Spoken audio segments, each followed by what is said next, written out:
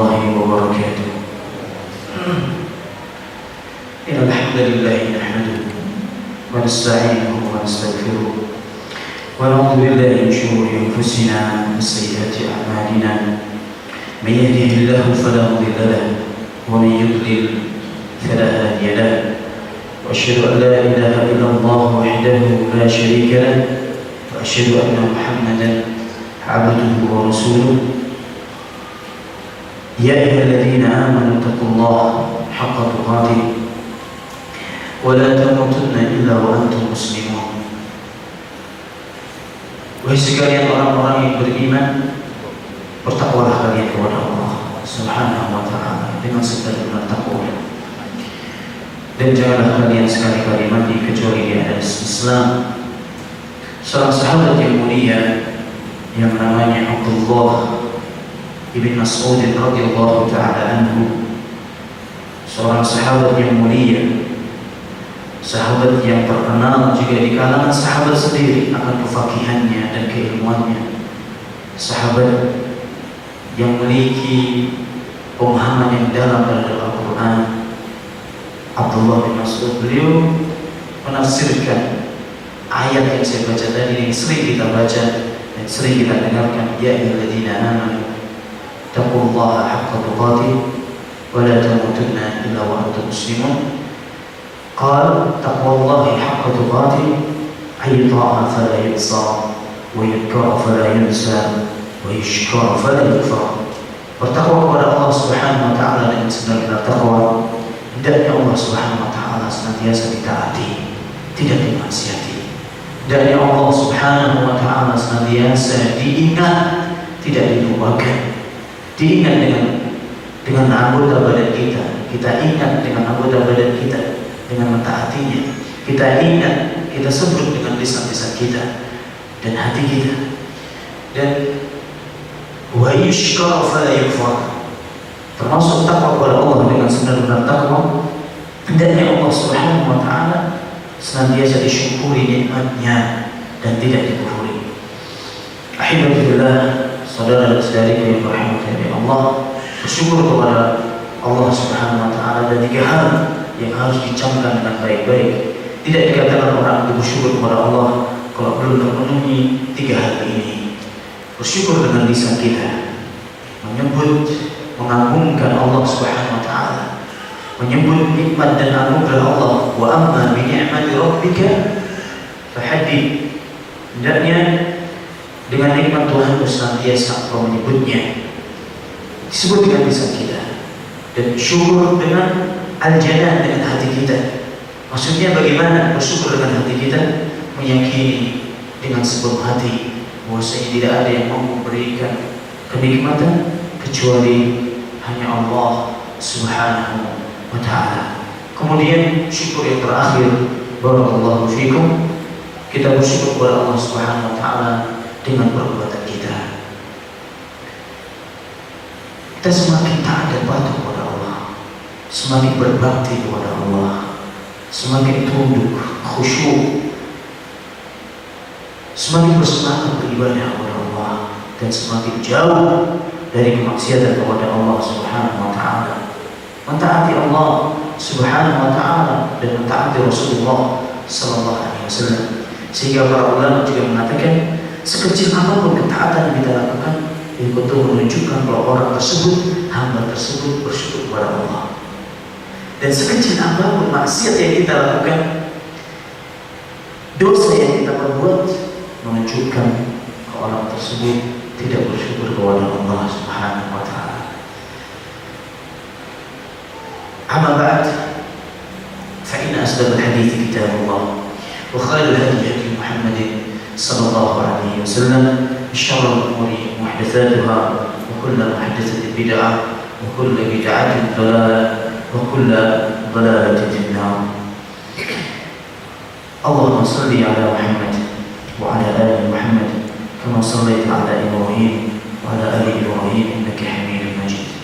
Ahibati fillah, mengawali pertemuan kita di sore hari ini, segala puji bagi Allah Subhanahu wa taala kita panjatkan kepadanya, sehingga karena anugerah nikmat, taufik, kemudahan, waktu yang lapang, kesehatan di kandung badan, kemudahan yang diberikan Allah Subhanahu wa taala kepada kita sehingga kita bisa berkumpul di majlis yang mulia ini di salah satu rumah dari rumah-rumah Allah Subhanahu wa taala.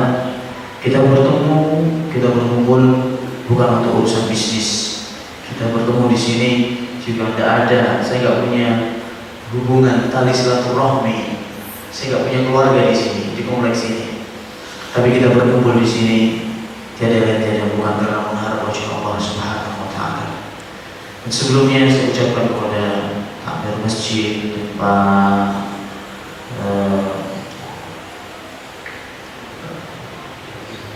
Pak Akhil dan rekan-rekannya dan seluruh ikhwah dan penyelenggara kajian rutin Ahad sore, jazakumullahu khairan. Saya ucapkan jazakumullahu khairan. Yang pertama atas prasangka baik kepada saya, sehingga saya diundang ke sini, ke Semarang. Sebenarnya tidak layak saya diundang. Dan juga biar antum tahu, kita itu banyak dinasihati oleh Ustaz Yazid. Ustaz itu tidak usah wira-wiri ke sana kemari, urusi aja daerahnya masing-masing gitu. Dan itu bagus, dan itu betul. Dan itu betul apa yang disampaikan oleh beliau hafizahullah ta'ala. Karena melihat prasangka baiknya Pak Akil dan teman-teman sampai setengah memaksa kelihatannya, ya saya datanglah. Padahal tidak layak sebenarnya saya duduk di depan. Saya tahu akan kondisi diri saya sendiri. Demi Allah ya ikhwani, demi Allah, saya tidak berasa mengatakan saya adalah orang yang lebih butuh nasihat daripada antum. Saya lebih butuh kepada perbaikan diri, islahun nafs, judul kita pembahasan pada hari ini atau sore ini. Saya butuh pada ustaz-ustaz yang kayak Ustaz Yazid tadi berikan nasihat dan petuah kepada kita, sehingga kita bisa berbenah dan memperbaiki diri kita. Demi Allah ya ikhwan, anak katakan ini bukan basa-basi. Seandainya antum itu tahu hakikatnya, hakikat saya, siapa sih saya ini, mungkin antum tidak sudi undang saya. Tapi alhamdulillah Allah menutupi aib-aib kita dan mengampuni, semoga juga mengampuni dosa-dosa kita di hari kiamat. Sehingga seorang pujangga Arab itu mengatakan, "Laqad ahsanallahu bina anal khataya la tafur." Segala puji bagi Allah Subhanahu wa taala atas kebaikannya kepada hambanya yang menjadikan dosa itu tidak ada baunya. Yang menjadikan dosa itu tidak ada baunya. Kok seandainya dosa itu ada baunya, inna lillahi la haula wala quwwata illa billah.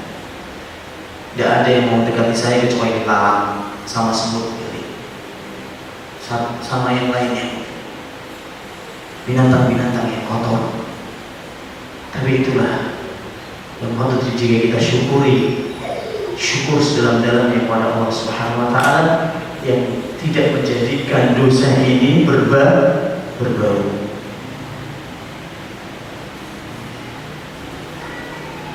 Dan juga ikhwani barakallahu fikum, dengan penuh kerendahan diri saya katakan, ya'murun nasa bit-tuqa wa laysa bitaqiyyin, tabiyyun yudawi an-nasa wa huwa sakin. La tanha 'an khuluqin wa ta'ti mislahu, 'awun 'alayka idza fa'alta 'azim. Bagaimana seseorang menyuruh kepada orang lain? Kok bisa orang itu menyuruh kepada orang lain untuk berbuat takwa, untuk komitmen dengan takwa, padahal dirinya tidak bertakwa?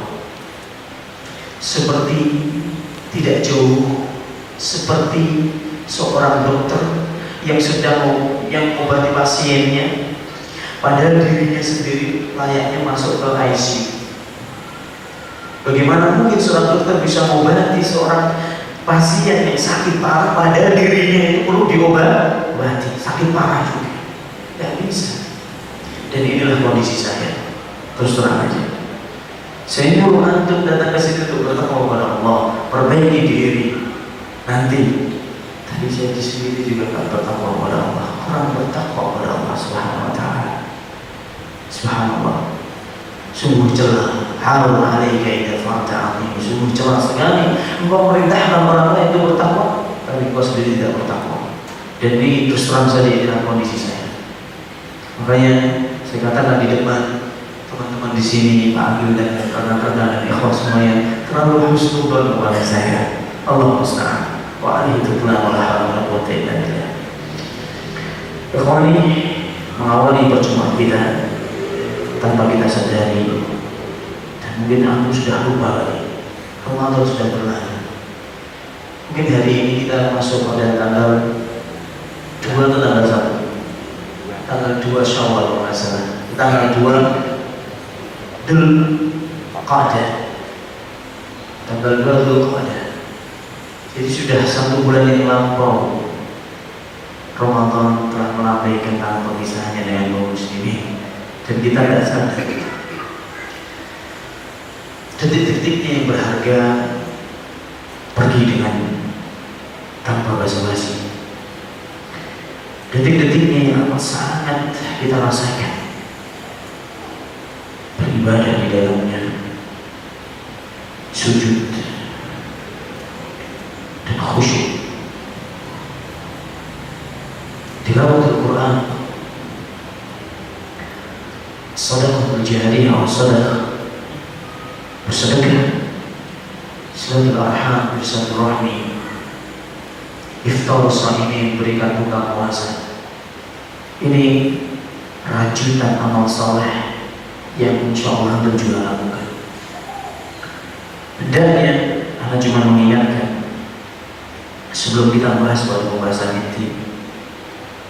Saya cuma mengingatkan pada diri saya dan kepada antum, sebagaimana ditegaskan dalam Al-Quran, innama yataqabbalullahu minal muttaqin.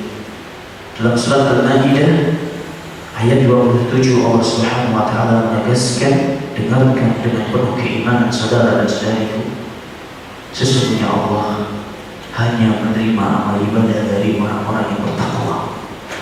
Sesungguhnya Allah hanya menerima amal ibadah dari orang-orang yang bertakwa. Lahan untuk beramal di bulan Ramadan sudah berlalu, dan wallahu ta'ala a'lam. Apa kita yakin bisa bertemu dengan bulan Ramadan tahun 2016 atau tahun 1437 Hijriah yang akan datang? Wallahu ta'ala a'lam. Jadi harapan kita sekarang ini, bagaimana amal ibadah kita selama di bulan Ramadan kemarin diterima oleh siapa? Allah Subhanahu Wa Taala. Ini konsentrasinya. Ini yang harus titik beratkan. Ini yang hendaknya kita menyaksikan dengan baju. Ya terus beramal terus, tapi juga jangan dilupakan hal ini. Karena apa? Allah mengatakan sesungguhnya Allah hanya menerima amal ibadah dari orang yang bertakwa. Sampai Ali bin Abi Thalib radhiyallahu taala anhu, beliau setelah baca ayat ini beliau berkomentar. Ali bin Abi Thalib radhiyallahu taala anhu dia mengatakan, "Falyakun ihtimamuka bi umuril amali ashadda minkum ihtimaman bil amal." Ala tasma' qala Allah azza wa jalla id yaqul innama yataqabbalu Allah minal muttaqin. Hendaknya perhatian kalian agar supaya amal ibadah ini diterima oleh Allah Subhanahu Wa Taala itu harus lebih besar daripada perhatian kalian terhadap beramal sendiri. Hendaknya perhatian kalian terhadap bagaimana atau supaya ibadah kita ini diterima oleh Allah ini hendaknya lebih besar, lebih harus kita perhatikan daripada banyak memperhatikan amal. atau memperbanyak amal. Kenapa? Karena Nabi mengatakan innama yataqabbalullahu minal muttaqin. Satu saja amal ibadah kita diterima oleh Allah Subhanahu wa taala, kita termasuk orang-orang apa ya, orang-orang yang bertakwa dengan nasib. Satu saja amal ibadah kita diterima di sisi Allah Subhanahu wa taala. Yakinlah kalau antum ini termasuk orang-orang yang bertakwa. Bahkan bukan hanya saja kita yang mengatakan seperti itu. Abdullah bin Mubarak, beliau menyebutkan dalam sebuah riwayat, Abdullah bin Mubarak seorang ulama ahli sunnah wal jamaah, seorang ulama ahli hadis dan saudagar terkemuka, bangsawan pada zamannya, seorang imamnya ahli sunnah. Beliau mengatakan, Abdullah bin Mubarak, "Lau anni 'alimtu annahu qubilat minni hasanah fasyaddani fil jannah." Kok seandainya aku ini tahu, kalau seandainya aku ini tahu ada satu kebaikan saja yang diterima oleh Allah Subhanahu wa taala dariku, saksikanlah aku adalah penduduk surga. Sampai berani begitu. Tapi apakah beliau tahu amal ibadahnya diterima? Apakah kita tahu ya amal ibadah kita diterima di sisi Allah? Ada yang tahu di sini? Yakin diterima? Tidak ada yang tahu. Di hati yang boleh Pak. Kalau Anda tahu yakin Pak, oh, salah besar. Benar. Tapi tidaknya diterima, insya Allah. Kami berharap diterima amal ibadah kita. Kenapa Abdullah bin Mubarak sampai berani mengatakan seperti itu? Karena beliau paham benar makna kandungan ayat surat Al-Maidah ayat berapa tadi? 27. Satu saja kebaikan diterima di sisi Allah, jaminan surga. Karena dia termasuk orang-orang yang muttaqin. Inna lil muttaqina mafaza. Orang-orang yang bertakwa adalah tempat yang mulia, kemenangan yang nyata, surga. Satu saja. Untuk itu, saudara dan saudariku, kita bersungguh-sungguh agar supaya amal ibadah kita ini diterima. Gimana caranya? Yang pertama, kita memperbanyak amal, memperbanyak doa. Kita memperbanyak doa, bermunajat kepada Allah Subhanahu wa taala, menghadap kepada Allah, mengadu kepada Allah dengan doa-doa kita. Allahumma taqabbal minna innaka antas samiul alim wa tub 'alaina innaka antat tawwabur rahim. Allahumma taqabbal minna, ya Allah, terimalah amal ibadahku. Sesungguhnya Engkau Maha mendengar akan doa dan mengabulkan segala doa. Waktu dan ampunilah dosa-dosa kami, dosa-dosa kami. Sesungguhnya Engkau Maha mengampun atas segala dosa. Banyak berdoa ini Bapak dan Ibu, saudara dan saudari, ikhwani wa akhwati yang dirahmati oleh Allah. Bahkan para ulama salaf, sahabat, tabi'in, atba' tabi'in, beliau mereka semuanya kok selesai bulan Ramadan, 5 bulan setelah bulan Ramadan itu dia gunakan untuk berdoa semuanya. Doanya itu doa bagaimana agar supaya amalnya selama di bulan Ramadan diterima di sisi Allah. Setelah bulan Ramadan 5 bulan doanya cuma Allahumma taqabbal minna siyamana wa qiyamana wa sujudana wa ruku'ana wa sadaqatana wa tilawatana. Allahumma taqabbal minna, Allahumma taqabbal minna, ya Allah terimalah ibadahku. 5 bulan. Karena mereka paham benar makna surat Al-Maidah ayat 27 yang kita baca tadi. Dan tatkala sudah lewat 5 bulan, masuk 6 bulan, sisanya mereka bersungguh-sungguh berdoa agar supaya ditemukan dengan bulan Ramadan yang akan datang. 6 bulan sebelum datang bulan Ramadan mereka sudah berdoa, Allahumma sallimni Ramadan wa sallimni Ramadan wa tasallamhu minni mutaqabbala. sampaikanlah aku ke bulan Ramadan dan sampaikan Ramadan kepadaku dan terimalah amal ibadahku. Luar biasa. Dan juga jemaah yang dirahmati oleh Allah, para ulama juga menegaskan salah satu tanda-tanda atau di antara tanda-tanda amal ibadah seorang itu diterima di sisi Allah kalau kondisinya setelah bulan Ramadan semakin baik daripada sebelum bulan Ramadan. Kalau kondisinya setelah lewat bulan Ramadan semakin apa? Baik. Subhanallah. Dan ini juga ditegaskan lagi dalam Al-Quran surat An-Nahl. Allah menyindir, Allah mewanti-wanti kita. Subhanallah, mewanti-wanti kita, saudara dan saudariku. An-Nahl ayat 92. An-Nahl 92 dikatakan dengan keimanan. Wala takun kallati naqadat ghazlaha min ba'di quwwatin ankatha. Janganlah kalian seperti seorang wanita yang memintal kain tenunnya. Ini kan kain tenun ini. Lihat kain tenun bagus.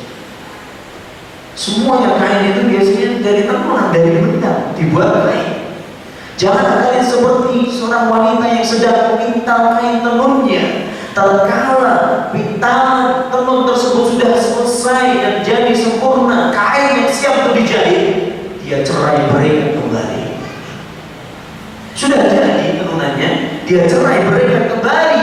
Jangan seperti wanita seperti ini. Janganlah kalian seperti wanita yang menenun seperti ini, menyia-nyiakan amal ibadahnya. Maksudnya apa? Rajutan amal saleh yang sudah kita lakukan selama ini.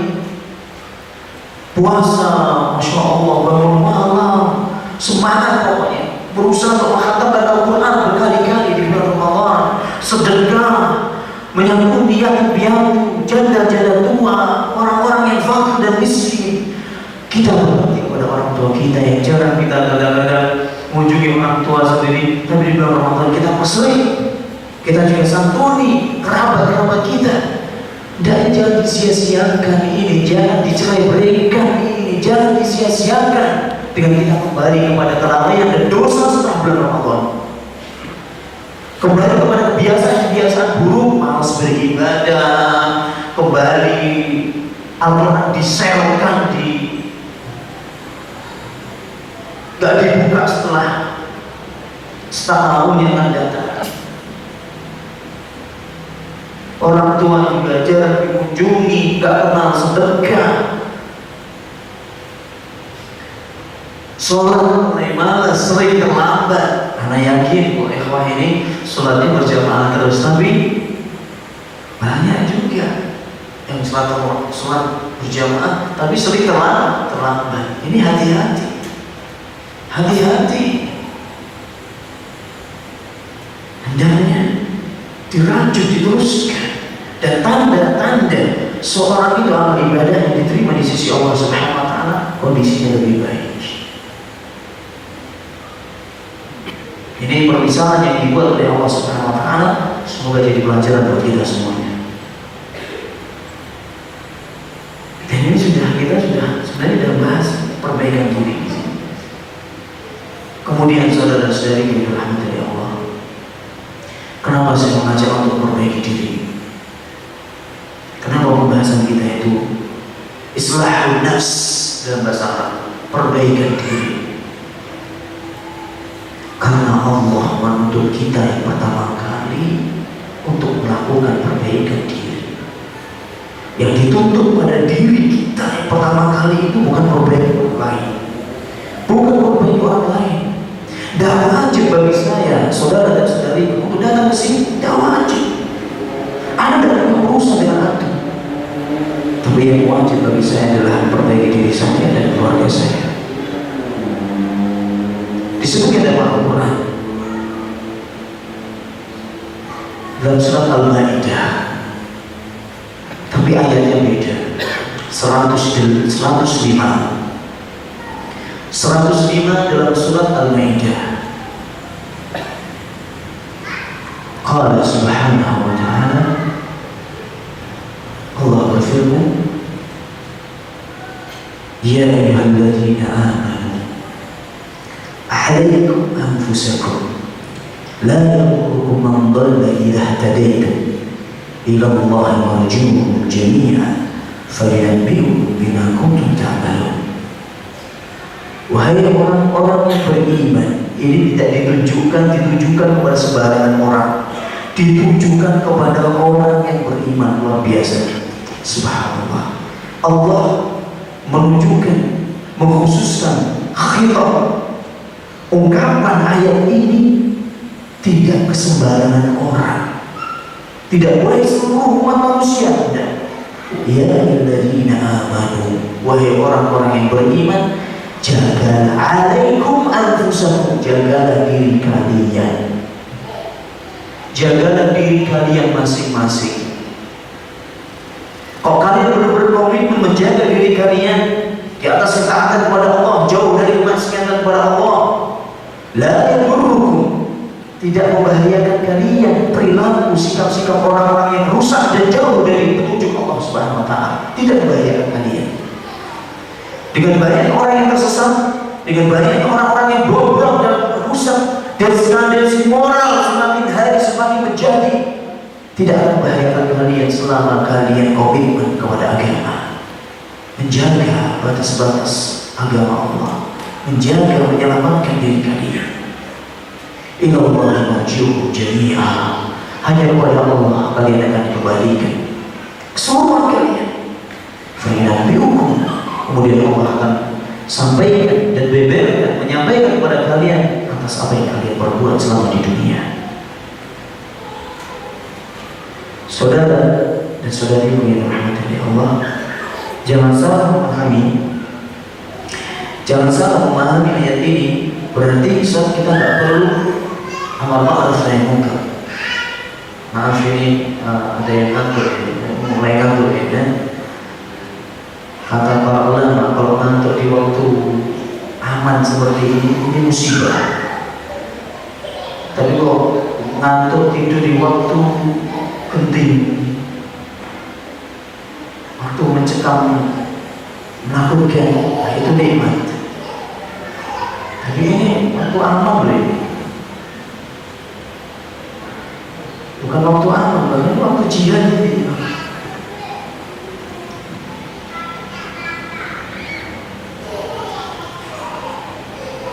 Ujian nggak boleh ngantuk. Kalau ada SS1 menyasar ke sini kan bahaya juga. Kita lainnya, saya ketembak musuh. Jangan tidur. Ini tidak waktunya tidur. Ini sudah nggak waktunya tidur. Sore itu tidak waktunya tidur. Tadi tidur itu kiru fa'inna syaitana la yakiru di waktu siang. Tidurlah, istirahatlah siang karena syaitan itu tidak istirahat siang, kata Rasulullah SAW. Kita teruskan, saudara dan saudari yang dirahmati Allah, jangan sampai kita salah memahami. Berarti kita nggak perlu amal ma'ruf nahi munkar, nggak usah. Kita perhatikan diri kita aja, bukan itu. Rasulullah SAW juga mengatakan dalam hadis yang sahih diriwayatkan oleh Imam Ahmad dan yang lainnya dengan sanad yang sahih dari Abu Bakar As-Siddiq radhiyallahu ta'ala anhu, qala Rasulullah sallallahu alaihi wasallam, inna an-nasa idza ra'u munkaran fala yughayyirunahu yushiku Allah azza wa jalla an ya'ummahum Allah, yushiku an ya'ummahum Allah azza wa jalla bi'iqabihi. Kalau seorang itu atau umat manusia itu melihat kemungkaran kemudian dia tidak mengubahnya, tidak amar ma'ruf nahi munkar, tidak mencegahnya,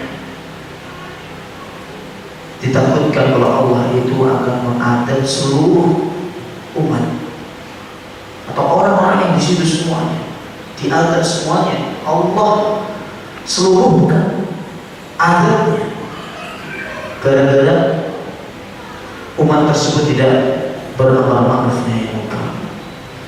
Jadi pemahaman yang benar setelah kita komitmen pada agama dan kita mendakwahi atau beramar ma'ruf nahi munkar pada orang lain tidak mau menerima, kita menolak, kita sudah aman.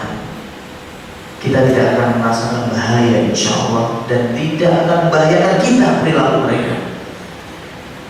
Tadi dalam ayatnya tidak disebutkan tadi, tapi ini ditambahin hadis.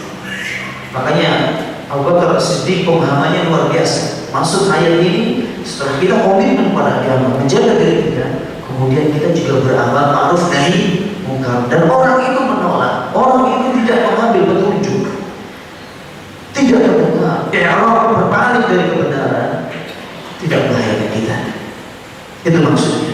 Tapi lihat di sini yang perlu jadi catatan dan di garis bawahi, alaikum anfusakum. Sebelum kita mengubah orang lain, harus apa ikhwani? Ngurusi diri sendiri. Ubah diri kita, selamatkan diri kita. Dan ini ditegaskan dalam ayat yang lain dalam surat At-Tahrim. Tadi surat Al-Maidah 105. Sekarang surat At-Tahrim ayat 6. Dan ini anak yakin antum hafal ayat ini, dan anak yakin tak asing ayat ini di telinga-telinga antum. Ya ayyuhalladzina amanu qu anfusakum wa ahlikum nar. Ya ayyuhalladzina amanu qu anfusakum. Wahai orang-orang yang beriman, jagalah diri kalian dan keluarga kalian, anak dan istri kalian dari api neraka, dari azab api neraka. Jagalah diri kalian. Allah Subhanahu wa Ta'ala sebelum perintah kita untuk ngurusi anak istri, suruh ngurusi diri kita sendiri. Anfusakum ibda bi nafsik. Perbaikilah dirimu, jaga dirimu dulu. Kok sudah kita belajar agama, kemudian kita amalkan, komitmen dengan Al-Quran, Sunnah yang pemahamannya benar, kita dakwahkan pada anak dan istri kita. Nasihati, bina mereka dengan pembinaan yang benar. Alimuhum wa addibuhum, cara menyelamatkan anak dan istri dari api neraka. Kata Ali bin Abi Thalib, alimuhum wa addibuhum, ajari mereka dan didik mereka di atas pengajaran dan pendidikan Islam, Al-Quran dan Sunnah, dengan pemahaman yang sahih. Subhanallah. Bagaimana kita bisa mengajari anak dan istri kalau kita apa? Gak memiliki pengetahuan dan tidak terdidik di atas Al-Quran dan Sunnah, sehingga keliru, banyak nuntut pada orang lain, anak dan istri begini-begini, ini semuanya salah, ini salah. Padahal dirinya itu masya Allah muqassir, banyak kurangnya, gak layak dijadikan teladan. Ini kabura maqtan 'inda Allah taqulu ma taf'alun. Sungguh besar berat dosanya di sisi Allah. Engkau mengatakan tapi engkau tidak mengamalkan. Ata'muruna an-nasa bil birri wa tansawna anfusakum wa antum tatluna al-kitab. Lihat ini celahannya Allah Subhanahu wa Ta'ala kepada orang-orang Yahudi dan orang-orang Nasrani, kepada ahli kitab dicela. Ata'muruna an-nasa bil birri wa tansawna anfusakum. Apakah kamu memerintah kepada orang lain untuk berbuat baik dan berbuat kebajikan, kemudian melupakan dirimu sendiri? Wa antum tatluna al-kitab, dan kau baca kita. Apalah tadi? Ini celahan yang luar biasa. Tidakkah engkau berpikir dan tidakkah engkau berakal? Dicela oleh Allah Subhanahu wa Ta'ala. Untuk itu ikhwani barakallahu fikum, seandainya orang seluruh komplek ini semuanya memperbaiki dirinya, banyak mengoreksi diri. Oh iya, saya ini lemah, kematian saya masalahnya. Oh iya, surat saya kok masih begini. Oh iya, saya itu orangnya bakhil. Oh iya, saya kurang perhatian kepada anak dan istri. Oh iya, saya juga banyak perhatian kepada Al-Quran, gak banyak perhatian pada Al-Quran. Dan ini penyakitnya ikhwah, tidak tahu di sini ya, tapi setahu saya di mana-mana ikhwah kita ini kelihatannya masya Allah gagah, celana gantung, jubah, tapi baca Al-Qurannya kelepotan. Al-Fatihah mawon deh. Al-Fatihah saja tidak benar. Baca Al-Fatihah aja tidak benar, ikhwah. Bahkan bukan cuma ikhwah, ustaz baca Al-Fatihah saja tidak benar. Terus mengaku ahli sunnah wal jamaah. Padahal orang-orang di luar sana, orang-orang kelompok-kelompok hizbiyun, orang-orang yang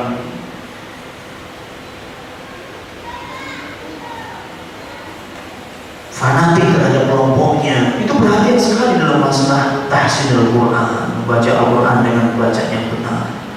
Nah, kita ini yang membawa bendera ahli sunnah wal jamaah gak benar bacanya. Ini harus sadar diri. Insyaallah nanti suatu saat akan kita bahas. Pada waktu nanti di Semarang, katanya tadi ada lansia, nggak tahu di mana, itu juga di pengennya sekali aja, ternyata mau ada yang kita lagi tempat lain. Insyaallah nanti kita akan bahas kemuliaan yang ditinggalkan. Dan itu Rasulullah SAW sendiri mengeluh dalam Al-Quran bahwasanya umatku ini qala rabbi inna qawmi ittakhidhu hadzal qur'ana mahjura. Ya Allah, kaumku telah meninggalkan Al-Quran. Dan di sana ada pembahasan dari para ulama tafsir, meninggalkan ini apa? Di antaranya meninggalkan dari pelajari membacanya dengan bacaan yang benar. Dalam Al-Fatihah itu bapak-bapak dan ibu-ibu, saudara dan saudari, ada 24 tasydid. Kalau ini kurang, tasydidnya kurang satu, bukan Al-Fatihah. Ngeri nomor tadi. Nah, ini pentingnya kita belajar. Dalam Al-Fatihah itu ada 24 tasydid. Ar-Rahman, Ar-Rahim, Alhamdulillah, ada tasydid. Alamin, Ar-Rahman, Ar-Rahman, Ar-Rahim. Di atas roh ada tasydid lagi. Yaumi di ada 24. Kalau ini gak benar bacanya, bukan Al-Fatihah. Aduh, ampun mensah. Daerah kosong mentah. Memang begini Al-Quran diturunkan. Disuruh kita membaca. Alladzina atainahumul kitab, alladzina atainahumul kitab yatlunahu haqqa tilawatihi. Ulaika yu'minuna bihi. Termasuk ciri-ciri orang yang beriman disebutkan dalam surat Al-Baqarah. Ciri-ciri orang yang beriman, mereka itu senantiasa membaca Alkitab yang diturunkan oleh Allah Subhanahu wa taala dengan sebenar-benar bacaan. Dengan sebenar-benar bacaan. Nah, ini tugas PR buat antum. Nah, ini kok semuanya mengoreksi diri. Subhanallah, enak hidup ini. Gak banyak melihat orang lain, gak sibuk mengoreksi orang lain. Ya subhanallah. Bahkan ya ikhwan, seorang ulama salaf mengatakan min alamati taufiqillahi li 'abdihi hayushghilahu bi 'uyubihi an 'uyubi ghairihi. Wa min alamati khidlanillahi li 'abdihi aw 'ala 'abdihi hayushghilahu bi 'uyubi ghairihi an 'uyubihi. Termasuk tanda-tanda kalau Allah itu memberikan taufik dan keridhaan, petunjuk kepada seorang hamba kalau dia itu disibukkan dengan aibnya sendiri daripada mengurusi aibnya orang lain. Dan tanda-tanda kalau Allah itu menghinakan seorang hamba, alhamdulillah min dzalik, kalau hamba tersebut disibukkan dengan mengurusi aibnya orang lain dan lupa aibnya diri sendiri. Ini tercela sekali. Pintunya ngomel, komentar, ngelak-ngelak, ngerasani. Tapi kok disuguhi tidak bisa apa-apa. Jangan sampai seperti ini. Kita dari ngaji lama ternyata baca Al-Quran masih banyak salahnya. Ini jangan sampai terjadi. Kita ahli sunnah wal jamaah, mengikutnya Rasulullah SAW, mengikutnya sahabat, muhajirin dan ansar. Mereka orang-orang yang sangat perhatian terhadap agama ini, perhatian terhadap ibadah ini, perhatian terhadap sunnah-sunnahnya Rasulullah SAW, perhatian terhadap petunjuknya Allah Al-Quran dan petunjuknya Rasulullah SAW hadis. Mereka hafal.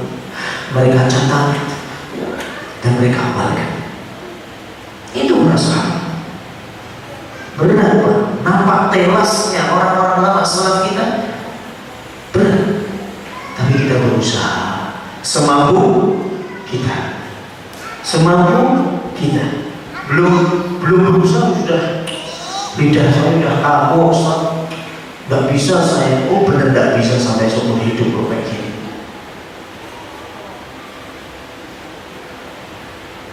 Ini ungkapan yang berbau doa. Dan ini disampaikan oleh para masyayikh. Di antara kekurangan kita ini kurang perhatian terhadap Al-Quran. Allah SWT. Oleh itu kuranglah dua ayat sudah saya sampaikan masalah perbaikan diri, surat At-Tahrim dan surat Al-Maidah. Dalam hadis yang sahih, ikhwan barakallahu fikum, dari Abu Hurairah radhiyallahu ta'ala anhu, qala Rasulullah sallallahu alaihi wasallam, la tazulu qadama 'abdin yawm al-qiyamah hatta yus'ala 'an arba'. Tidaklah kaki ini, kata Rasulullah SAW, tidaklah kaki ini bergeser dari tempatnya nanti di padang mahsyar di hari kiamat sebelum ditanya empat pertanyaan, empat permasalahan. Kita tidak akan bergeser, tidak bisa menggeserkan kaki ini nanti di hari kiamat sebelum kita ditanya empat permasalahan. Yang pertama, an umrihi fima afnah. Umurnya untuk apa dia habiskan secara umum, umur secara umum, dari muda sampai tua, mulai balik sampai tua, sampai meninggal. Untuk apa dia gunakan? Wa an syababihi fima ablah. Umurnya untuk apa dia gunakan? Untuk apa dia habiskan? Secara khusus sekarang masa mudanya. Untuk apa dia gunakan masa muda khusus? Akan dimintai pertanyaan khusus dari Allah Subhanahu wa Ta'ala. Anak-anak muda yang ada di sini, banyak orang tua ya di sini. Gak ada anak mudanya.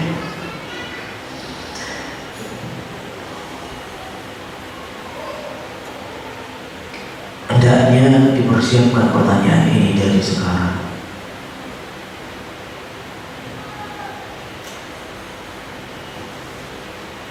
Tapi orang umur sampai umur 40 tahun itu, 40 tahun ke bawah itu masih dikatakan muda. Jadi saya ini masih anak muda. Masya Allah. Sallallahu alaihi wa husnul khotimah. Untuk apa dihabiskan?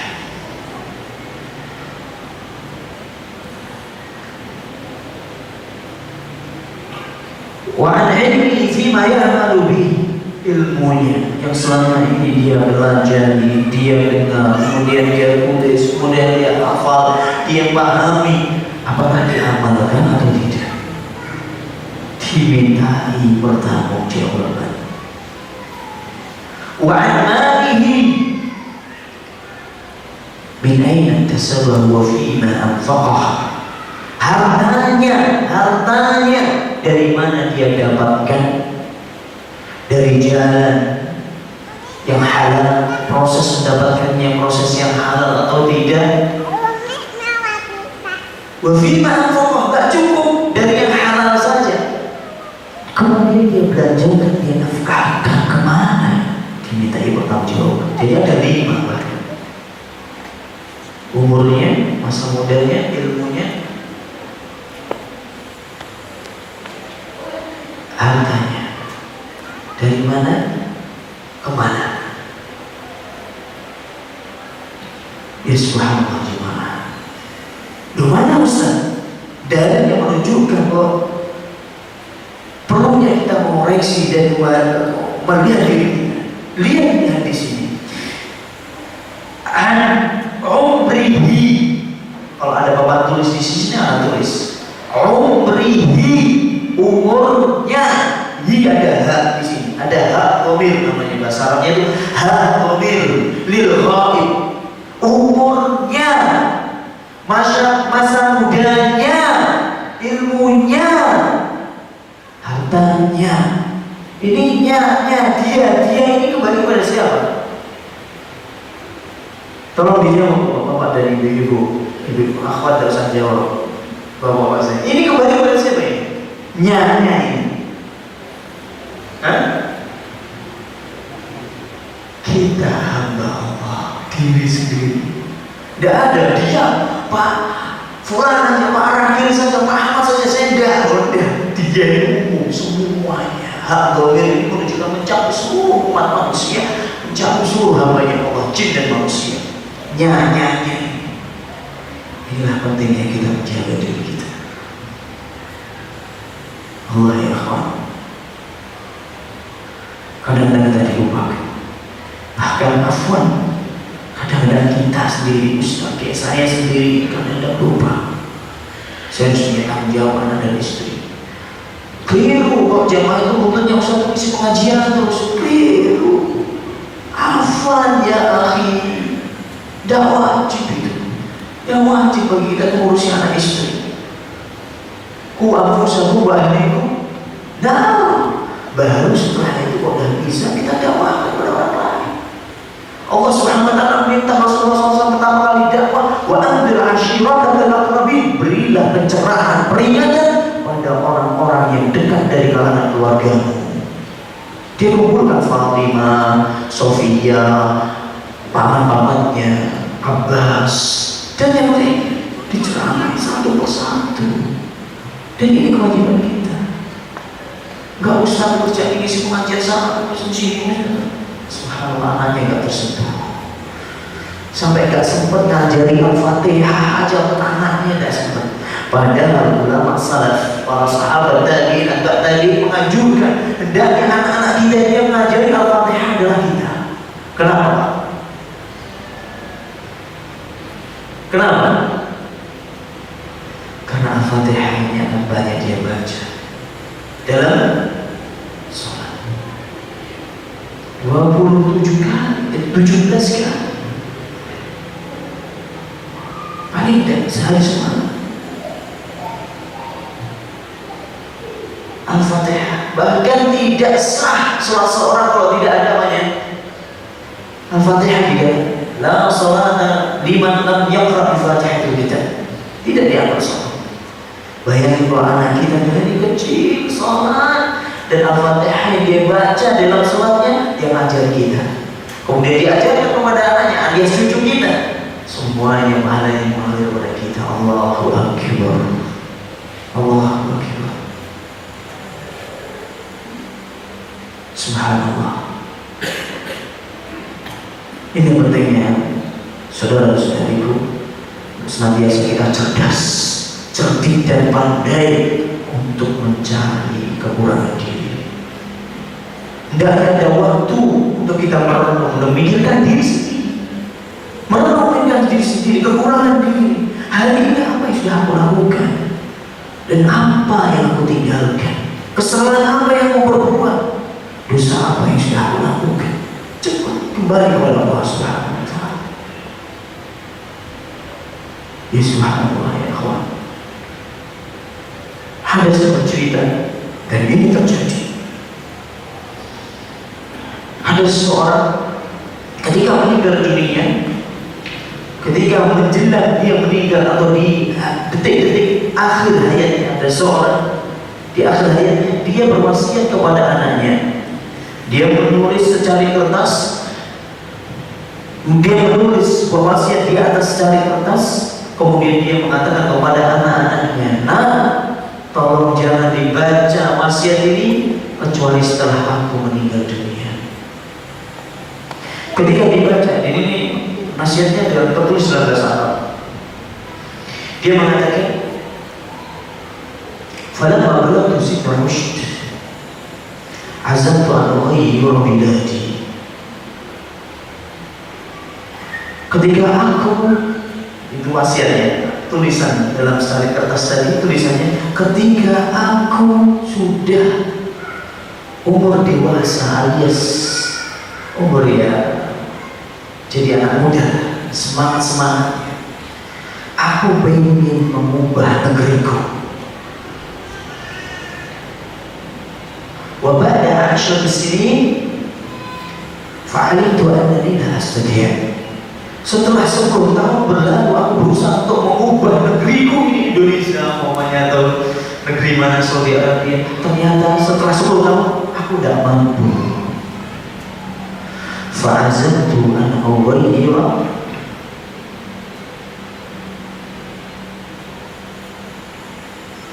madinati. Kemudian aku persempit sekupnya, tapi aku masih bergegar semangat untuk melakukan perubahan. Tapi sekupnya ya apa? Sekup Jawa Tengah atau Jawa Timur, agak kecil. Aku tunggu 10 tahun dan aku berusaha, aku sisihkan dengan baju. Falamma balagtu 10 sinin fa'alimtu fa'adraktu annani la astati'. Ternyata setelah 10 tahun aku juga tidak bisa, tidak mampu. Dan berapa tahun berarti Pak? 20 tahun. Fa'azamtu an ughayira qaryati. Kemudian aku pengen ubah. Udah kok tidak bisa, kabupaten juga nggak bisa, diperkecil lagi. Aku pengen mengubah desaku yang aku tinggal kompleknya. Falamma balagtu 10 sinin fa'alimtu annani la astati'. 10 tahun aku berusaha, aku juga tidak mampu. Sudah 30. Kemudian aku ubah. Hasantu an ughayira ahli usrati. Kemudian aku pengen mengubah, karena aku sudah tidak mampu, desa aja tidak bisa. Aku pengen memperbaiki keluargaku.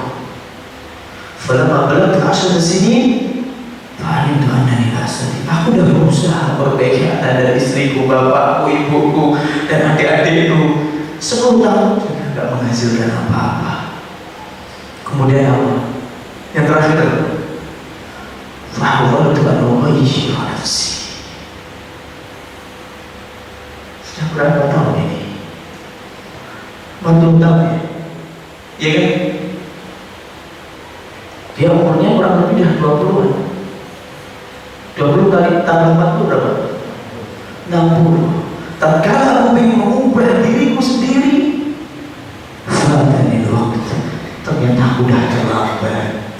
Ya subhanallah, terlambat. Makanya beliau mengatakan i'mal bil aks.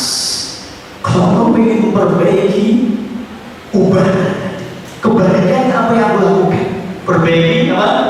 Diri sendiri, baru keluarga, desa, skop kecamatan, skop kabupaten, begitu.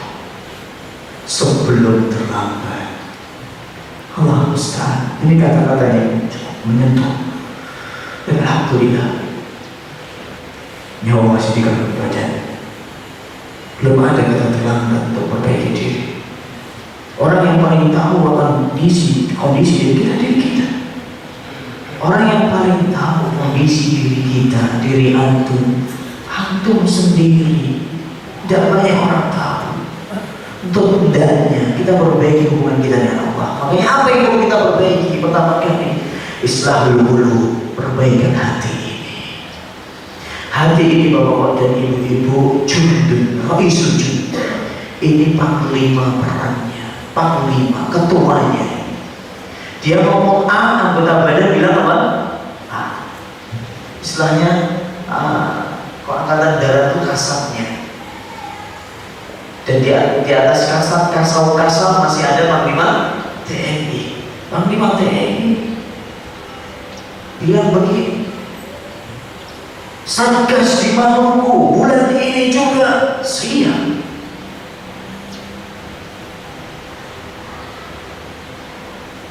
Dan itulah hati. Idza suluhat suluha jami' al-amal. Fa idza fasadat fasad jami' al-amal. Kalau ini baik semuanya. Kalau ini rusak semuanya. Ala waliyul qalb. Itulah namanya hati. Allah musta'an.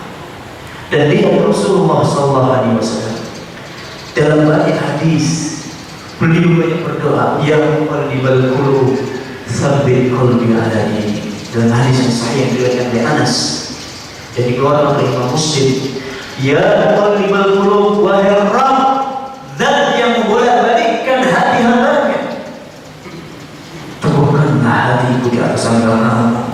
Hati ya musarrifal qulub sarrif qalbi ala ta'atik. Wahai Rabb yang senantiasa mengubah-ubah, membonceng-boncengkan hati hambanya, teguhkanlah, tetapkanlah hatiku di atas ketaatan kepada-Mu. Dan itu senantiasa beliau baca ketika rukuk, ketika sujud, sampai istrinya dalam riwayat yang lain namanya Ummu Salamah mendengar Rasulullah SAW banyak di akhir hayatnya membaca ini, ya muqallibal qulub ya musarrifal qulub sarrif qalbi. Rasulullah SAW yang sudah diampuni dosanya, yang akan datang, dan apa yang telah Allah masih Masya Allah komitmennya dalam menjaga hati luar biasa. Bahkan beliau mengatakan ketika setiap keluar dari rumahnya menuju masjid, Allahumma ij'al fi qalbi nur. Yang pertama kali apa? Qalbi, doanya kepada Allah, ij'al fi qalbi nur. Ya Allah, jadikanlah terangilah hatiku, jadikanlah hatiku ini cahaya hidupku, terangi hidupku dengan Engkau menerangi hatiku, ya Allah. Allahumma ij'al fi qalbi nur. Doa yang pertama kali ketika beliau mau melangkah ke masjid sebelum wasabi nur, lisani nur, lisanku juga ada cahaya, jadikanlah telingaku cahaya. Tapi pertama kali dimohon, Allahumma ij'al fi qalbi nur. Masya Allah. Dan juga dalam hadis yang lain beliau membaca doa dalam doa iftitah juga maknanya seperti hadis yang akan kita baca ini, Allahumma nakki qalbi minal khataya kama yunaqqa ath-thawb al-abyad min ad-danas. Allahumma nakki qalbi minal khataya kama yunaqqa ath-thawb al-abyad min ad-danas. Ya Allah, bersihkanlah, sucikanlah hatiku dari segala dosa sebagaimana Engkau bersihkan dan Engkau sucikan kain yang putih dari noda-noda dan kotoran. Ini doa Rasulullah sallallahu alaihi wasallam. Dan doa yang lain, Allahumma ati nafsi taqwaha wa zakkiha anta khairu man zakkaha anta waliyuha wa maulaha. Hadis yang sahih. Ya Allah, berikanlah untuk jiwaku ini ketakwaan, sucikanlah jiwaku ini, anugerahilah ketakwaan untukku, sucikanlah jiwaku, karena tidak ada yang mampu mensucikan dan bersihkan jiwa ini, hanya Engkau, dan Engkau lah Rabb yang sebaik-baik zat yang mampu bersihkan. Anta waliyuha wa maulaha, Engkau lah yang memiliki jiwa-jiwa ini.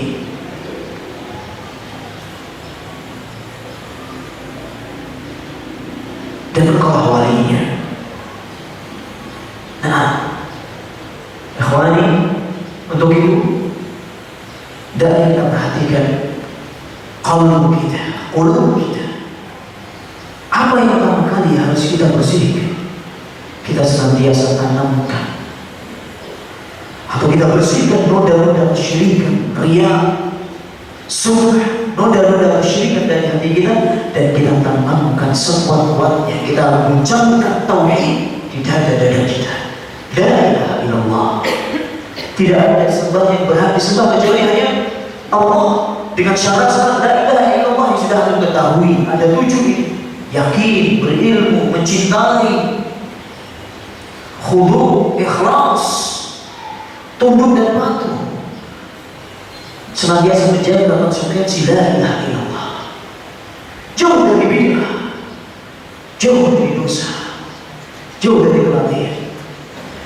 As-sidq, jujur, cinta kepada Allah, jujur dalam keimanannya,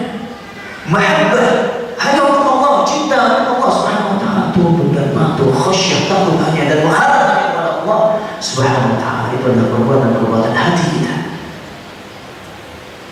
Dan kita berbanyak ketaatan kepada Allah Subhanahu wa taala. Baik itu ibadah-ibadah yang sunnah atau ibadah-ibadah yang wajib. Yang wajib itu yang pertama kali kita jaga, dan yang sunnah ini kita perbanyak. Sehingga ya ikhwani, masya Allah, kalau kita bosan berzikir, kita baca Al-Quran. Sampai baca Al-Quran, membaca hadis Rasulullah SAW. Sampai ini bosan bersaudara dengan anak dan istri, dan ini termasuk perbuatan yang tidak sia-sia. Silaturahmi, amar ma'ruf nahi munkar, berdakwah.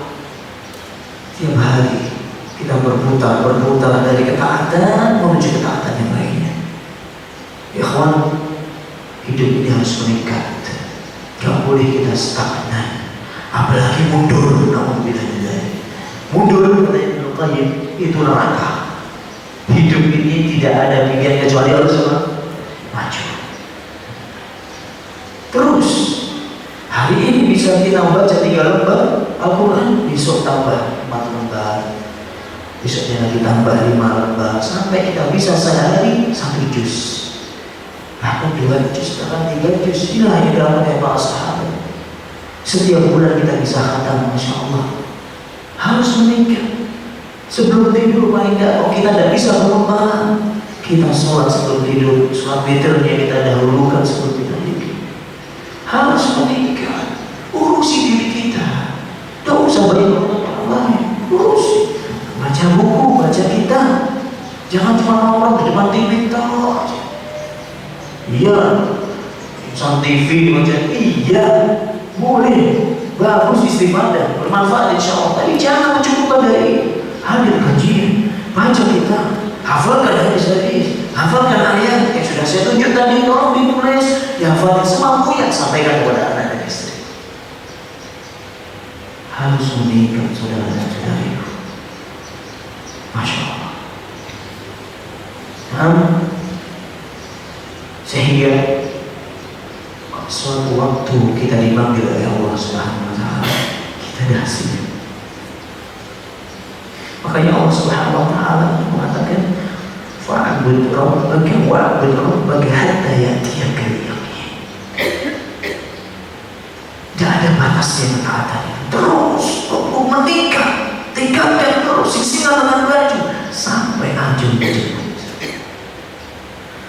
Sampai para ulama mengatakan, "Man 'asha 'ala syai' mata 'alaihi."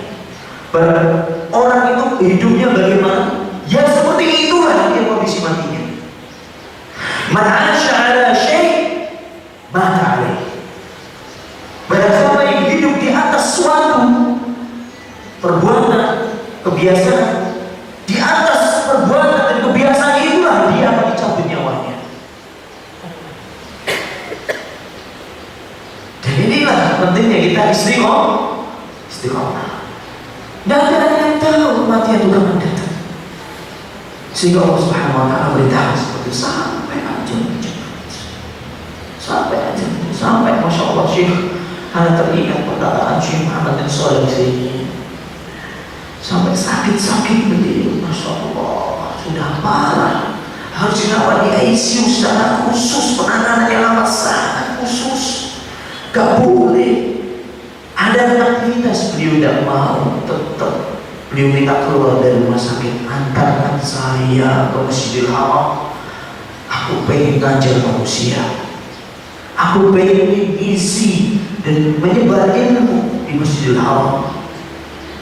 Terus dilarang oleh anaknya, keluarganya, dokter mengatakan tidak, antarkan saya ke Masjidil Haram. Sampai beliau mengatakan aku pengen mati dalam kondisi mengajar manusia. Dan Allah mengabulkan itu. Beliau meninggal dunia dalam kondisi mengajar manusia. Beliau meninggal dunia dalam kondisi berfatwa. Bahkan saya punya syarif, saya punya 3 kaset. 3 kaset itu detik-detik terakhirnya Syekh Muhammad bin Utsaimin di Masjidil Haram. Subhanallah, kajian terakhirnya Beliau rahimahullah ta'ala rahmatan wasi'ah. Dan banyak ya ikhwan, sahabat juga ketika datang kepada Rasulullah SAW ikut perang, sebelum ikut perang sudah dikasih harta oleh Rasulullah SAW, dikasih harta rampasan karena dia baru masuk Islam. Biasanya dikasih hadiah harta rampasan perang. Langsung komen, ya Rasulullah, laisa ala hada bayatu. Bukan untuk ini aku ingin masuk Islam. Bukan hanya untuk mendapatkan harta aku masuk Islam.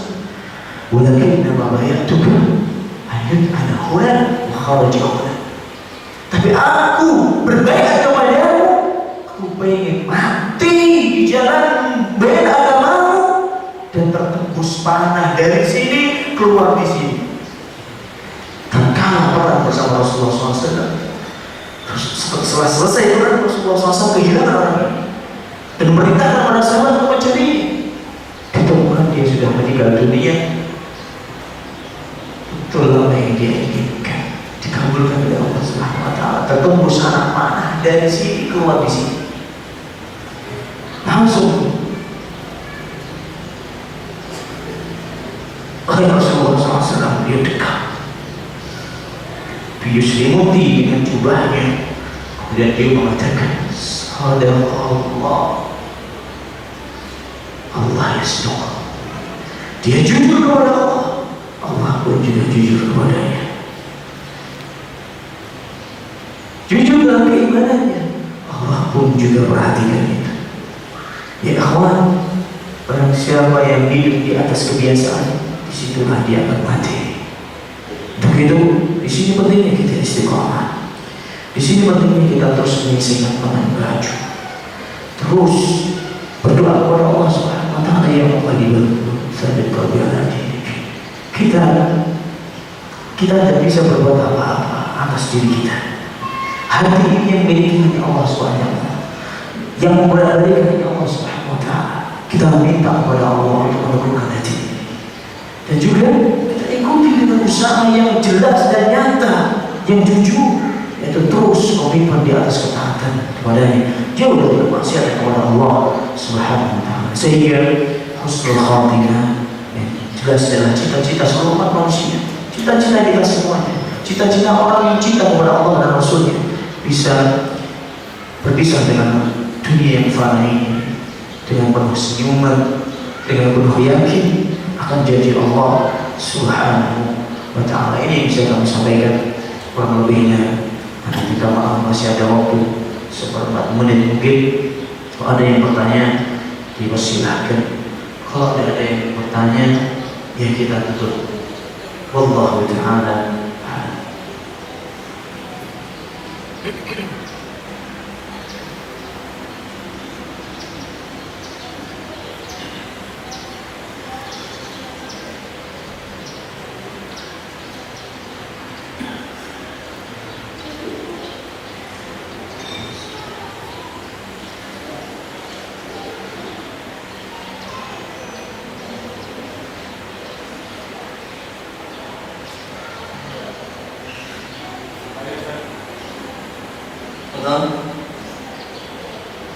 Maju ya, maju. Kecil dikit. Tadi kita sudah mengatakan tentang langkah-langkah dalam makna. Apa? Langkah-langkah dalam perbaikan diri sendiri. Tapi diserahkan atau dijelaskan bahwa yang pertama adalah 10 atau tadi quality atau masing-masing. Kemudian langkah yang selanjutnya itu apa? Setelah kebaikan hati, langkah apa selanjutnya?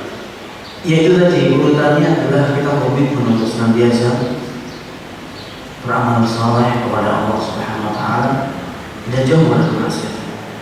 Tapi semuanya itu intinya di hati. Intinya seluruh amal saleh itu intinya di mana? Di hati. Makanya saya sebutkan tadi, memang ini langkah cuma 1 tahun ini sudah saya kembangkan tadi. Bahwa semuanya adalah intinya di hati. Idza salah saya beramal, kalau ini baik semuanya akan baik. Nah, akhirnya hati yang baik akan menimbulkan jelas kalau hati seorang yang baik, jelas amal buatannya juga baik. Jadilah amal saleh. hati yang baik pasti akan membuahkan amal yang baik. Intinya setelah kita perbaiki hati kita, baik hati kita, meskipun kita tidak berusaha, itu otomatis sudah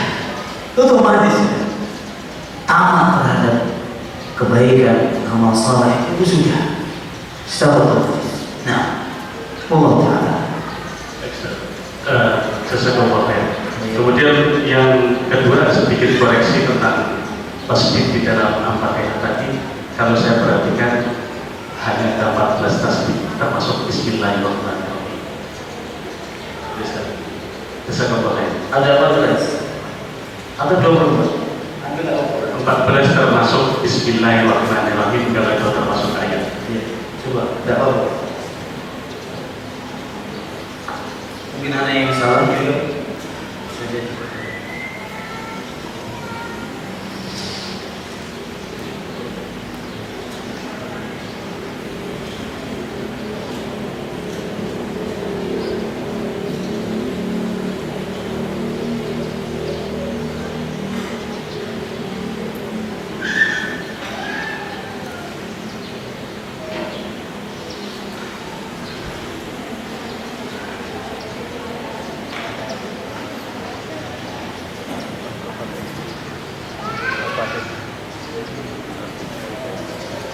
Nah, jazakallah khairan.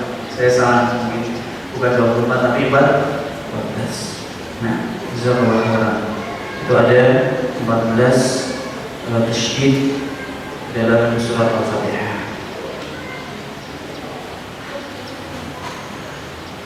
Nah, saya tadi 24, yang betul adalah 14. Ya.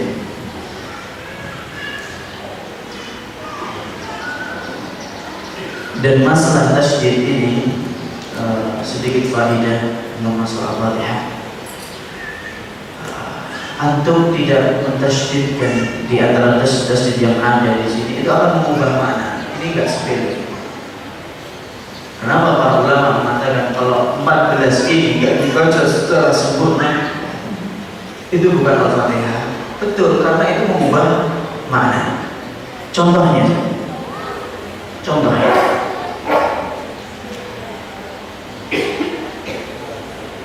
Iyyaka na'budu, Iyyaka di atas ya ada di situ, ada tasydid. Iyyaka, hanya kepadamu artinya. Kalau dibaca iya itu artinya cahaya matahari. Iya itu matahari ketika bulan sempurna, itu namanya iya. Jelas ya Pak? Iya tanpa ada tasydidnya, iya pun itu bulan matahari itu iya. Bapak aku baca ya karena keduanya karena stani untuk bilang dari batal sholat itu. Matahari, aku mohon pertolongan kepadamu dan aku hanya menyembah kepadamu. Astagfirullahaladzim. Nggak repot Pak. Alhamdu alif lam. Antum baca alhamdulillahi rabbil alamin, itu sudah batal sholatnya orang. Dan artinya sudah beda. Kandungannya sudah beda antara alhamdu dengan hamdul. Demikian juga rabbil alamin, rabbul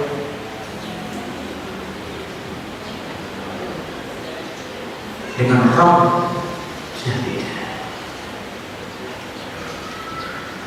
Jangankan Al-Fatihah, amin dengan amin,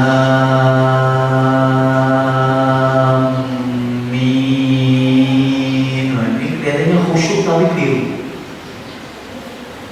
Ini artinya sudah beda. Amin yang betul amin, hanya 2 harokat, minnya panjang. Amin, amin itu artinya apa sih Pak? Allahumma stajib, ya Allah kabulkanlah permohonanku.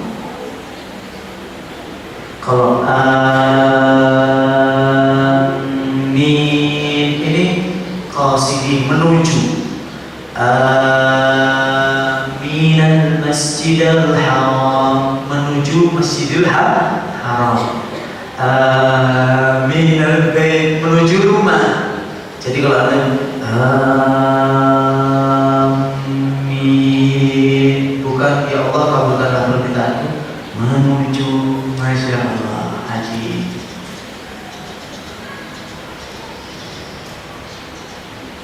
Inilah repotnya Al-Quran ini diturunkan dengan bahasa Indonesia, pakai bahasa Arab, dan kita diminta baca seperti bacaannya orang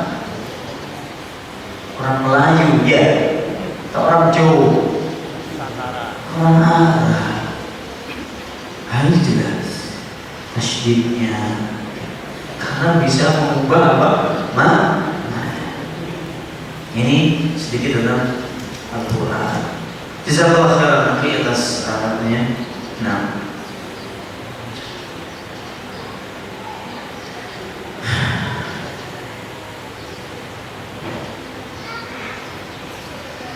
bagaimana cara menjaga diri kita dan keluarga kita, anak dan istri, agar supaya senantiasa dalam ketaatan. Sementara ada anak yang mondok, nah ini juga penting juga, pendidikan anak. Sementara ada anak yang mondok, ini gimana Ustaz? Dalam memondokkan anak, saya ngajar di pondok pesantren. Sebelum di Ibn Abbas saya ngajar di Imam Bukhari 3 tahun. Tapi juga dalam waktu yang sama saya juga ngajar di Ibn Abbas. Kemudian saya resign dari Imam Bukhari karena capek. Saya dulu ngajar di 2 pondok, 3 hari, di 2 hari. Di Ibn Abbas ini sudah jalan 6 tahun saya, Pak.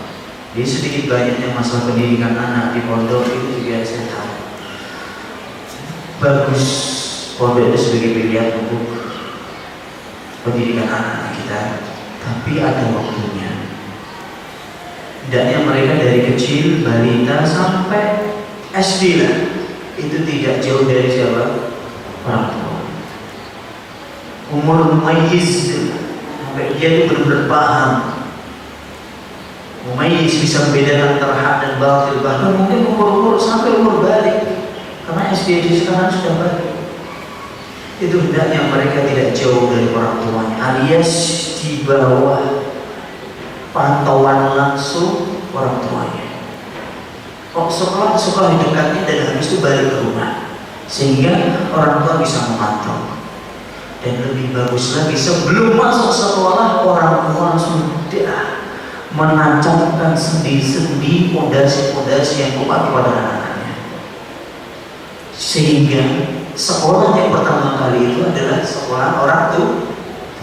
Madrasatul ula, sekolah yang pertama kali itu adalah orang tua. Ini nama, ini penting sekali. Salah kalau ke pondok harus jadi anaknya, ini repot. Ini salah. Sudah bayar mahal ternyata tidak jadi, karena itu keliru. Belum waktunya untuk berpisah, dipisah. Padahal anak itu sangat sampai umur 12-an tahun masih butuh orang tuanya. Dan disitulah, masya Allah, cerminan seorang orang tua, pendidikan yang pertama kali yang harus dia tanamkan benar semua. Orang tua jadi contoh sehari-hari. Ini hati-hati dijaga lisannya bapak-bapak dan ibu-ibu di hadapan anak-anak kita. Ditiru. Karena kita sebagai seorang guru dan sekolah yang pertama kali, tiap hari dia bercermin pada kita. Kenapa kamu begini nak? Abah kemarin juga begitu. Abah sukanya marah-marah di komentari gitu. Karena mereka melihat setiap hari. Ini penting sekali. Kalau ini sudah, kalau habis SD, umur 12 tahun dipisah ke pondok, tapi terus pantauan jarak jauh tidak berhenti. Paling nggak sebulan sekali dikunjungi. Oh enggak, bahkan nggak cuma sebulan, 2 minggu sekali telepon. Gimana kabarnya? Gimana hafalannya? Ada masalah? Gimana belajarnya? Gimana teman-temanmu? Gimana pelajarannya Ustaz? Bisa nyambung? Kamu susah ini. Kita yang berikan solusi. Jadi nggak istilahnya masalah pokokan pada pondok. Ustaz pokoknya kayak bengkel tuh, jangan ini sedang motor ke atas, nanti 1 jam saya kesini ya mas, dan jadi tidak bisa. Harus orang tua juga perhatian. Dan itu saya lihat sendiri Pak, antara santri yang diperhatikan orang tuanya dengan santri yang kurang dapat perhatian orang tua, beda. Dan rata survei membuktikan santri yang nakal-nakal itu kebanyakan santri yang kurang perhatian. Bukan berarti mesti kurang perhatian. Ini penting untuk, jadi pondok bukan solusi satu-satunya, tetap campur tangan orang tua. Makanya di pondok-pondok yang sekarang ini ada kayak di Imam Bukhari, Musola itu sampai ada kotak. Kalau orang tua ngecek di internet hafalan anaknya sudah sampai berapa, bisa lewat masuk ke website Imam Bukhari, ketik anaknya, nanti masalah hafalan, dia masuk ke hafalan, ketik lagi anaknya gitu. Nanti hafalannya sudah sampai ini, dia bisa mengikuti tiap bulan, tiap minggu sudah surat apa, ayat keberapa, bisa. Itu sekarang pelayanan seperti untuk silah sebagai alat sambung aja antara guru dengan orang tua. Jadi bagus sekali. Hafal tidak cukup kita serahkan kepada pondok, tapi terus pengawasan juga harus kita lakukan. Wallahu ta'ala a'lam bishawab. Sekiranya ini bisa kami sampaikan, kurang lebihnya minta maaf. Kalau ada baiknya semuanya dari Allah Subhanahu wa ta'ala wa taufiqih. Kalau ada kesalahan dari saya, Allah dan Rasulnya sallallahu alaihi wasallam berlepas diri, murni itu adalah kesalahan saya. Allah ta'ala a'lam bishawab. Subhanallahumma wa bihamdik, asyhadu an la ilaha illa anta, astaghfiruka wa atubu ilaik. Assalamualaikum warahmatullahi wabarakatuh.